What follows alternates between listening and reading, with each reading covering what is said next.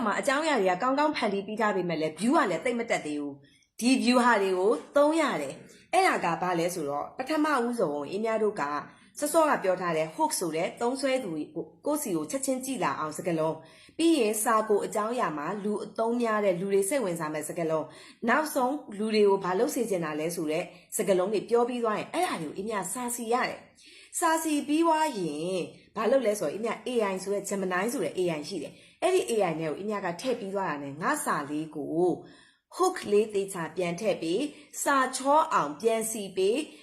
ရင်ငါကို SEO ထည့်ပြီးမြန်မာလိုပဲရေးလို့ရတယ်နော် GEMINI ဆိုတဲ့ application AI software လေးမှာအဲ့လိုသွားပြောလိုက်လို့ရှိရင် तू ကကိုယ့်ရဲ့လိုအပ်တဲ့ဟာလေးတွေ तू နည်းနည်းပြန်ချောပြီးပြီးရင်အဲ့ဒါကိုအလွတ်ချက်ပြီးတော့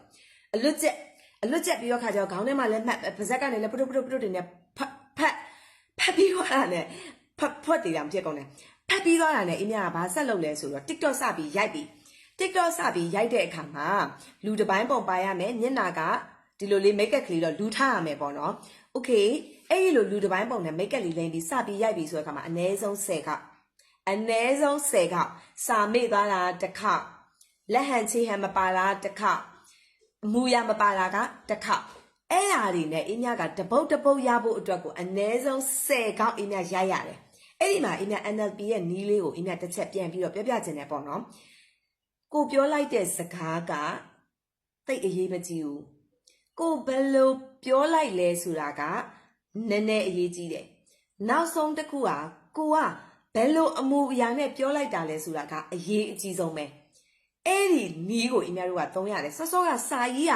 ဘလောက်ပဲကောင်းနေမျက်နှာအမူအရာတေးသေးနဲ့လေယူလေသိန်းရလဲတေးသေးနဲ့ပြောနေတယ်ဆိုလို့ရှိရင်လူတွေကစိတ်ဝင်စားမှာမဟုတ်ဘူးအဲ့တော့အင်းများတို့ကလက်ဟန်အမူအရာတွေခြေဟန်အမူအရာတွေပြုံးတယ်နဲ့ပြုံး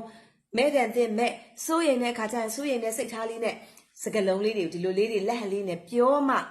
user ကကိုယ်ကိုစိတ်ဝင်စားတာ okay အဲ့ဒါလေးလဲကိုကလေ့ကျင့်ပြီးသွားပြီ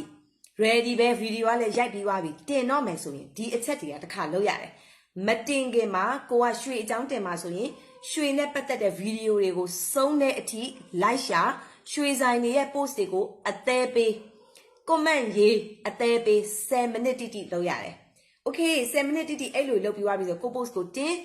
ပြီးသွားတာနဲ့နောက်ထပ်10မိနစ်ရွှေဆိုင်တွေရဲ့ post တွေကိုပဲကြည့်မယ်စုံတဲ့ထိကြည့်အသေးပေး comment ရေးအဲ့ဒီလိုတွေလုပ်ရတယ်ပြီးတာနဲ့အဲ့ဒီအတော်အတွင်းမှာလောကကိုကတင်ပြီးသွားတယ်ထွက်လို့မရသေးဘူးเนาะအဲ့ဒီအတော်အတွင်းမှာကိုစီကိုအသေးတွေလာပေးရင်လည်းအသေးတွေပြန်ပေးစကားတွေပြန်ပြော